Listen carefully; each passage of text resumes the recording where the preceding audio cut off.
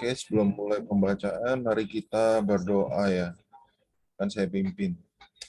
Amin. Tuhan Yesus, Tuhan terima kasih atas malam hari ini Tuhan. Kau kembali menguduskan setiap diri kami. Tuhan, boleh ada waktu untuk membaca firman-Mu Tuhan. Tuhan, Tuhan, biarlah setiap firman-Mu boleh kembali menerangi setiap diri kami Tuhan. Tuhan, sehingga kami nampak apa yang Kau inginkan. Kami bisa melihat apa rencana-Mu Tuhan di atas setiap hidup kami. Tuhan Yesus, terima kasih Tuhan. Amin. Oke, baiknya pembacaannya Wahyu pasal 1 ayat 12 sampai 16. Kita baca catatan satu ayat terus catatan kaki atau baca selesai dulu ayatnya baru catatan kaki ya? Selesai dulu aja, terus kamu pilih beberapa catatan kaki yang hanya penting, tapi nggak usah semua, nanti sisanya boleh dibaca sendiri lagi. Oke, siap. Oke, mari kita baca ya ayat 12 dimulai dari saya. Oke, sorry. Saya share screen nih. Amin. Ayat 12. Lalu aku berpaling untuk melihat suara yang berbicara kepadaku. Setelah aku berpaling, tampaklah kepadaku 7 kaki pelita dari emas. Ayat 13. Di tengah-tengah kaki pelita itu ada seorang serupa anak manusia, berpakaian jubah yang panjangnya sampai di kaki, dan dadanya berlilitkan ikat pinggang dari emas. Kepala dan rambut yang putih seperti bulu domba, seputih salju, dan matanya bagaikan nyala api. 11. Kakinya mengkilap bagaikan tembaga. Bagaikan tembaga membara di dalam perapian. Suaranya bagaikan desau air bah. 16. Di tangan kanannya ia memegang 7 bintang, dan dari mulutnya keluar sebilah pedang tajam bermata 2, dan wajahnya bersinar-sinar bagaikan matahari yang terik. Kita baca catatan kaki 12:1 ya.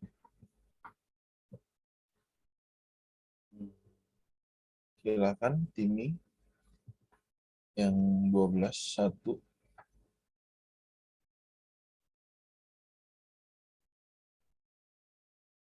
Mulai dari Mungkin jaringan.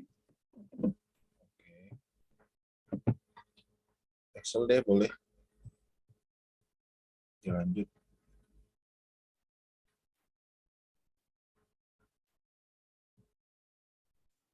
Excel 12:1. Nggak kedengeran. 12:1 berpaling untuk melihat sesuatu, perlu posisi yang benar dan sudut pandang yang tepat. Mula-mula Rasul Yohanes mendengar suara ayat 10. Kemudian ketika dia berpaling untuk melihat suara yang berbicara, tampaklah 7 kaki pelita emas. Posisinya benar, tetapi ia masih memerlukan sudut pandang yang tepat untuk melihat visi tentang gereja-gereja, sebab itu dia berpaling. Hari ini kita berpaling agar dapat melihat visi tentang gereja-gereja. Amin. Oke. Terus kita baca yang dari sini ya.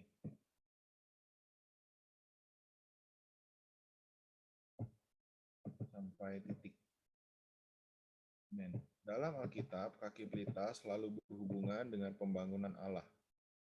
Alkitab mencantumkan kaki pelita untuk pertama kali pada kitab Keluaran ayat 25 sampai 31 sampai 40 ketika membangun kemah.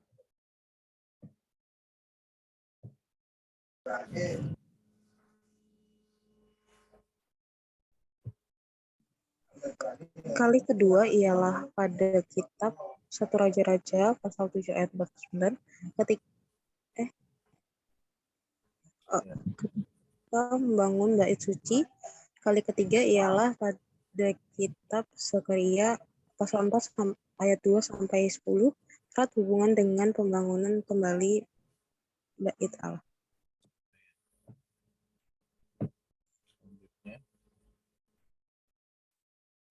Amin. Saya ya berarti ya. Iya, boleh. Tadi Rika udah baca ya. Oke. Dalam kitab Wahyu, kaki pelita berhubungan dengan pembangunan gereja-gereja. Dalam Keluaran 25, ini ditekankan adalah Kristus sebagai kaki pelita, sebagai terang ilahi, bercahaya sebagai 7 pelita berdasarkan roh itu, minyak. Amin. Zakaria 4. Yang ditekankan adalah roh itu sebagai 7 pelita yang menyala. Ketujuh pelita ini adalah ketujuh mata Allah. Ketujuh mata Allah adalah ketujuh roh Allah untuk pergerakan Allah yang diperkuat. Oke, selanjutnya Timi, bisa baca Timi? Amin. Hal ini menunjukkan bahwa kaki pelita dalam kitab Zakaria adalah realitas kaki pelita dalam kitab Keluaran, dan kaki pelita dalam kitab Wahyu adalah reproduksi dari kaki pelita dalam kitab Zakaria. Kristus terwujud sebagai roh itu, dan roh itu terekspresi sebagai gereja-gereja.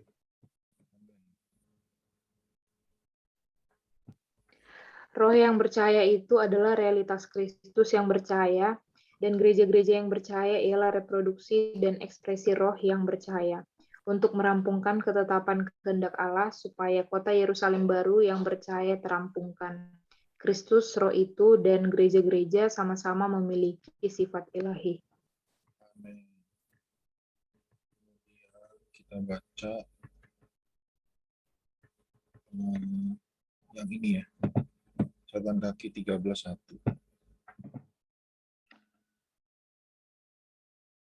Oke, saya ya. Hari ini Kristus berada di antara gereja-gereja. Pada satu aspek, sebagai imam besar, Kristus bersyafaat di segala langit untuk gereja-gereja. Pada aspek lain, dia juga berjalan di antara gereja-gereja, merawat gereja-gereja, untuk berbagian dalam pergerakannya dan menikmati perawatannya. Kita harus berada di dalam gereja. Catatan kaki yang 13:2 sampai sini aja ya. Satu bagian ini aja.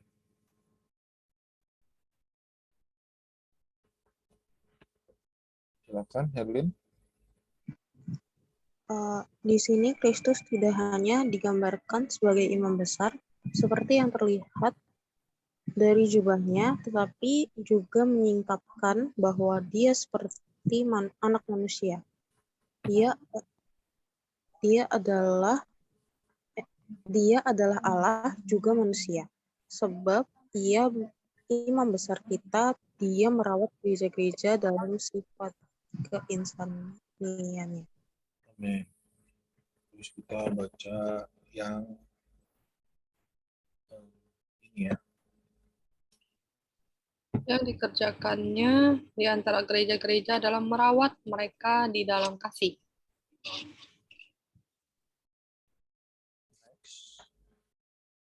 Amin. Untuk ini, dadanya perlu diberikan ikat pinggang emas. Ikat pinggang emas melambangkan kekuatan ilahi. Kristus terus bergerak di dalam gereja. Kristus terus bergerak dalam gereja-gereja untuk merawat mereka dalam keinsaniannya dan dengan kekuatan ilahinya.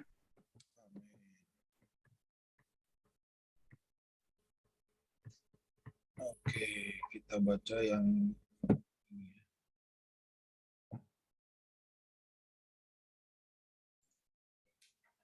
Dalam Kidung 5 ayat 12, Kidung Agung ya maksudnya. Mata Kristus bagaikan merpati untuk memperlihatkan kasih-Nya.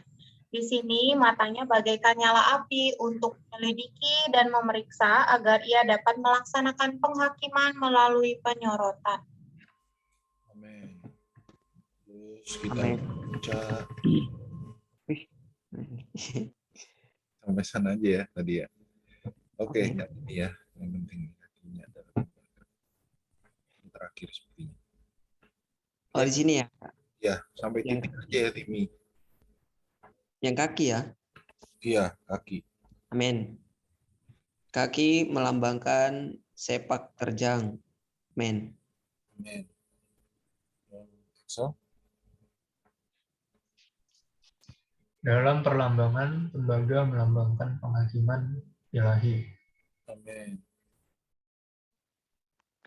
Daniel 10 ayat 6 juga mengatakan bahwa kaki Kristus seperti kilau tembaga yang digilap, menandakan sepak terjangnya sempurna bahkan berkilauan sehingga ia layak melaksanakan penghakiman ilahi. Amin. Oleh karenanya, ketika dia mendapatkan bumi ini melalui penghakiman, kedua kakinya bagaikan tiang api. Amin. Oke. Sampai sini ya.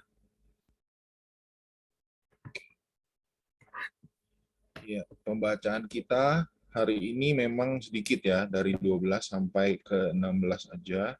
Cuma ada berapa ayat? 5 ayat ya. Tapi kita lihat di catatan kakinya begitu dalam ya, catatan kakinya ini. Ya, setelah Tuhan, ya kemarin kita kan telah membaca bahwa Tuhan itu ya memanggil Yohanes, ya kan, memberikan Yohanes penglihatan yang ada di Pulau Patmos, yang sedang berada di Pulau Patmos. Ya kan, di sana di ayat 12 ya, Yohanes memang sudah berada di tempat yang Tuhan inginkan. Ya, tetapi kalau kita perhatikan di sini ayat 12 ini masih ada kata berpaling. Ya kan, tadi kan kita udah baca catatan kakinya. Di sini ya memperlihatkan ya bahwa anak-anak Allah ya kan masih memerlukan sudut pandang yang tepat ya untuk melihat visi tentang gereja-gereja. Ya, sebab itu diperlukan untuk berpaling. Jangan perlu ada perpalingan untuk memandang gereja ini dari sudut pandang yang tepat. Ya kan, baru ya kan kita bisa mendengar perkataan Tuhan.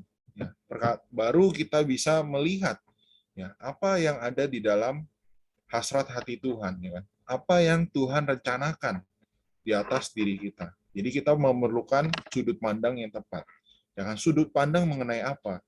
Ya, di sini ada 7 kaki pelita dari emas. Ya, 7 kaki pelita ini melambangkan gereja. Ya, gereja-gereja. Ada 7 gereja di dalam kitab Wahyu. Nah, kemarin kan kita telah baca ya kan. Di dalam kitab Wahyu ini ya ada 4 visi yang paling utama. Ya kan, di pasal 1 sampai 3 ya kan ada visi mengenai gereja. Ya, di pasal 4 sampai 16 ya ada visi mengenai akhir dunia ini, ya kan. Nah, berarti ya di dalam bagian ini ya kan kita masih membahas mengenai visi tentang gereja. Ya kan, ini adalah bagian yang penting, ya kan. Ini adalah keinginan Tuhan. Nah, tapi di akhirnya ya kan kita melihat di ayat yang ke-15 sampai yang ke-16. Ya, di sini kakinya mengkilap bagaikan tembaga, membara di dalam perapian, ya, suaranya bagaikan desau air bah. Ya, di tangan kanannya ia memegang 7 bintang, dan dari mulutnya keluar sebuah pedang tajam, bermata 2, dan wajahnya bersinar, bagaikan matahari yang terik. Ya, di sini kita melihat ya Tuhan itu sedang ingin menghakimi ya gereja, ya kan, dilambangkan dengan apa? Dilambangkan dengan tembaga, ya kan. Tembaga ini adalah penghakiman, ya kan. Di sini juga ada ikat pinggang dari emas, ya. Di satu sisi Tuhan itu tadi kan kita baca, Tuhan itu merawat gereja-gerejanya, ya, penuh dengan kasih, ya kan. Tetapi pertanyaannya kenapa Tuhan perlu menghakimi gereja, ya kan? Di satu sisi ya memang Tuhan itu penuh kasih. Ya, tetapi kalau kita baca Yohanes pasal 1, 1 Petrus pasal 1 ayat 9, ya kan di sana dikatakan bahwa ia setia dan adil. Ya, ia setia di satu sisi merawat gereja-gereja, tetapi dia juga adil, ya kan? Ya, adil untuk menghakimi setiap apa yang gereja lakukan, ya kan? Apa yang kita lakukan hari ini, ya kita perlu ingat sama-sama. Ya, kita akan dihakimi ya kan, oleh diri Tuhan. Ya, satu sisi memang Tuhan itu penuh kasih. Tuhan itu ya kan perkataannya lembut, ya kan. Tadi kita baca ya perkataan Tuhan itu manis. Tapi di sini ya Tuhan itu seperti suara Tuhan itu seperti desau air bah. Ya kan di ayat 15. Desau air bah pasti ya tidak menyenangkan, ya kan. Siapa sih hari ini yang ada penghakiman yang menyenangkan? Ya kan? Penghakiman itu adalah sesuatu yang tidak menyenangkan. Nah, tetapi di kitab Wahyu kita melihat Tuhan datang dengan penghakiman, datang dengan sebilah pedang yang tajam, ya kan, yang bermata dua. Datang juga dengan wajah yang bersinar-sinar bagaikan matahari yang terik, ya, untuk menghakimi gereja. Ya kan? Oleh karena itu, ya hari ini kita perlu baik-baik, ya kan, untuk berpaling. Ya. Kita perlu berpaling. Berpaling untuk apa? Untuk melihat sudut pandang yang tepat, ya kan, akan gereja. Bahwa gereja ini adalah ya kehendak hati Tuhan yang sebermula. Di sini gereja, ya kan, kaki pelita emas. Ya. Hari ini, ya kaki pelita emas ini kan berkaitan dengan pembangunan. Ya. Hari ini Tuhan sedang membangun gerejanya, sedang membangun, ya kan, orang-orang yang dipersiapkan untuk menjadi pemenang, ya kan, untuk meraja bersama dengan Tuhan. Ya, kitab Wahyu ini juga berbicara mengenai para pemenang. Ya kan, nanti akan kita baca ya di hari-hari berikutnya. Ada anak laki-laki, ya kan? Ya, anak laki-laki ini melambangkan pemenang. Ya. Oleh karena itu, ya kita perlu memustikakan gereja hari ini. Amin. Perlu juga kita baik-baik di hadapan Tuhan, ya kan, menebus waktu-waktu kita, sehingga ya kita tidak menghamburkan waktu kita di dunia, ya kan, karena Tuhan itu ya akan menghakimi setiap apa yang kita lakukan, ya kan, bagaimana kita menggunakan waktu kita, ya apakah kita menggunakan waktu kita untuk Tuhan atau untuk dunia. Ya, ini sangat berhubungan dengan penghakiman Tuhan. Oke, silakan teman-teman boleh melanjutkan ya untuk sharing di bagian mana yang terjamah. Kalau teman-teman boleh juga sharing dari catatan kakinya. Amin. Silakan.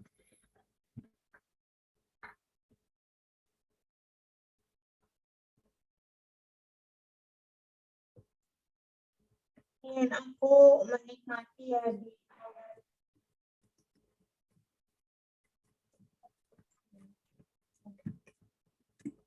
ini 13 ya, dikatakan di tengah-tengah kaki pelita itu ada seorang serupa anak manusia berpakaian jubah yang panjangnya sampai kaki dan badannya berlilitkan ikat pinggang dari emas. Nah, kalau kita lihat kan kaki pelita itu kan adalah gereja ya. Gereja itu kan adalah diri kita. Nah, ternyata gereja ini di tengah-tengah gereja itu ada seorang serupa anak manusia ya. Jadi anak manusia ini kalau di catatan kakinya adalah Kristus sebagai imam besar ya. Kalau di Ibrani pasal 4, kita tahu ya imam besar itu pekerjaannya adalah berdoa syafaat. Juga kalau di pasal 4 ayat berapa tuh dikatakan dia adalah imam besar yang turut merasakan kelemahan-kelemahan kita dan lain sebagainya ya. Jadi hari ini aku terkesan bahwa di tengah-tengah gereja walaupun situasinya nggak enak, sebenarnya tetap ada Kristus sebagai anak manusia yang berdoa syafaat bagi kita. Juga dia sebagai anak manusia yang terus menyertai manusia, terus menyertai gereja ya. Tadi aku juga terkesan nih di catatan kakinya ya, di yang 13:4 dikatakan badannya itu melambangkan kasih.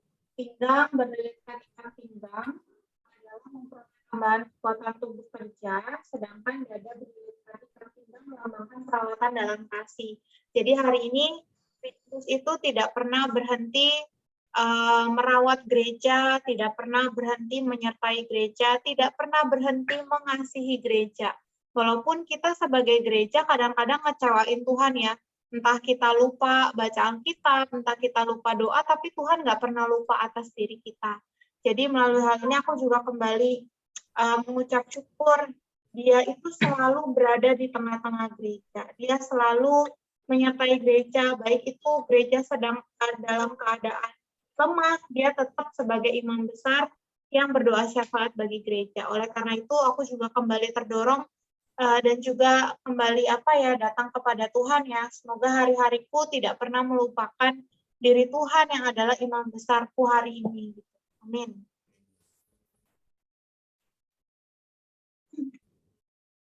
Oke, thank you Kak Maria. Silakan yang lain.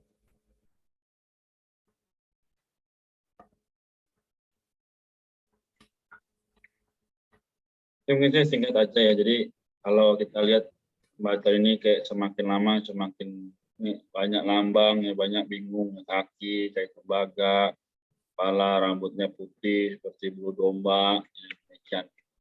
Sebenarnya ini adalah lambang daripada gereja juga Kristus ya. Jadi kita sudah lihat bagaimana kenapa ada suara, kenapa ada yang manggil ya kan. Ini menandakan bahwa apa sebenarnya Tuhan sedang berbicara kepada Rasul Yohanes juga kepada kita hari ini ya. Dia berbicara supaya kita boleh berpaling kepadanya. Nah, jadi di tengah-tengah pelita itu ayat 13 tadi Kak Maria sudah jelaskan ya bahwa memang hari ini apakah kita memiliki hati yang mau datang pada Tuhan? Apa kita mau memiliki hati yang terus membara baginya? Ya. Jadi sekali lagi Tuhan terus menyediakan kasih karunia, terus menyediakan kesempatan. Namun apakah kita mau menggunakannya? Itu tergantung dari bagaimana kasih kita kepada Tuhan. Ya, daripada kitab Matius sampai Yudas yang sudah kita lewati, semua ada di dalam situ ya. Pertama dalam Lukas pasal 10 ya, ayat yang ke-27 dikatakan bahwa kasihilah Tuhan Allahmu dengan segenap hati, dengan segenap jiwa, budi, kekuatan ya. Jadi artinya apa? Kalau kita mengasihi Tuhan, kita pasti mengasihi gereja yang adalah saudara-saudari seiman. Ya. Kalau kita mengasihi gereja, berarti kita memiliki hati yang mau terus memberitakan firman, baik dia sudah percaya atau dia belum percaya pada Tuhan. Ya. Nah maka katakan lagi, kita harus memiliki hati yang terus datang pada Tuhan. Tadi di ayat 16 dibilang ya, kita tadi baca sampai ayat yang ke-16 ya. Kita akan kenanya yang memegang 7 bintang, dan dari mulutnya keluar sebilah pedang tajam bermata 2, dan wajahnya bersinar-sinar bagaikan matahari yang terik. Jadi ini apa kok kayak apa? Ini imajinasinya gimana ya? Ada 7 bintang dia pegang, mulutnya keluar sebilah pedang tajam. Ini hanya lambang. Ya, bagaimana Kristus ya, terus-menerus berbicara ya. Kita tahu bahwa dalam Ibrani dibilang firman itu seperti pedang bermata 2 yang memisahkan jiwa dan roh. Nah hari ini kalau kita membicarakan Tuhan kepada orang lain, pasti Tuhan dengan sendirinya atau dengan kuasanya akan memurnikan ya, orang itu. Kalau memang orang itu bisa menerima firman, berarti dia layak. Tapi kalau dia menolak, berarti dia belum layak. Ya. Jadi semua diukur daripada firman Tuhan. Semoga melalui malam ini saya juga kembali diterangi, ya teman-teman juga. Semoga kita semakin setia membaca firman-Nya. Kalau kita nggak ngerti, ya kita boleh berdoa. Tanya Amin. Tuhan. Atau kita tanya kepada rekan-rekan yang lain, ini artinya apa sih? Ini artinya apa? Ya. Memang banyak perkara yang kita sibuki hari ini, entah itu pekerjaan, entah itu perkuliahan, entah itu pergaulan. Tapi satu hal, jangan pernah menduakan Tuhan ya. Jadi itu aja yang mungkin saya bisa sampaikan, yang saya bagikan. Terima kasih. Amin. Thank you, Kari. Silakan yang lain. Apakah ada lagi?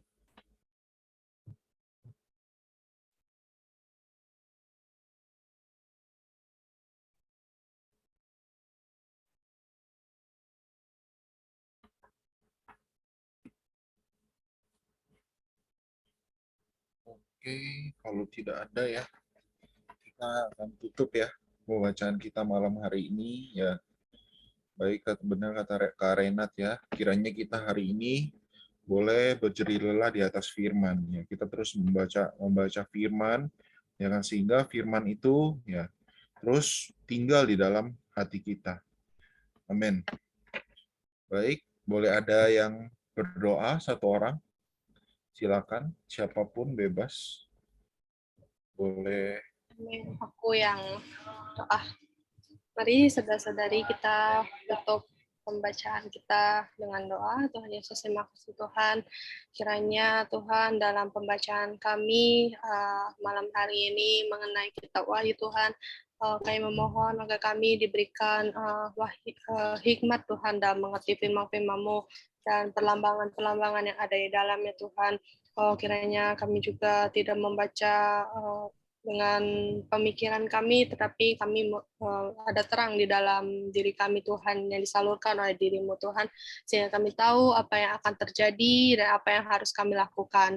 Tuhan juga jaga sehari-hari kami dalam setiap pekerjaan kami, perkuliahan kami, dan hal lainnya Tuhan Yesus. Kiranya Dikau yang menjadi harapan kami Tuhan dalam apapun, menjelang Dikau datang, juga kami menjadi orang-orang yang siap-siap Tuhan Yesus. Tuhan sertai aktivitas kami juga pada malam hari ini selanjutnya. Terima kasih Tuhan Yesus. Amin. Baik, pembacaan kita sampai di sini. Korenat, apakah ada pengumuman?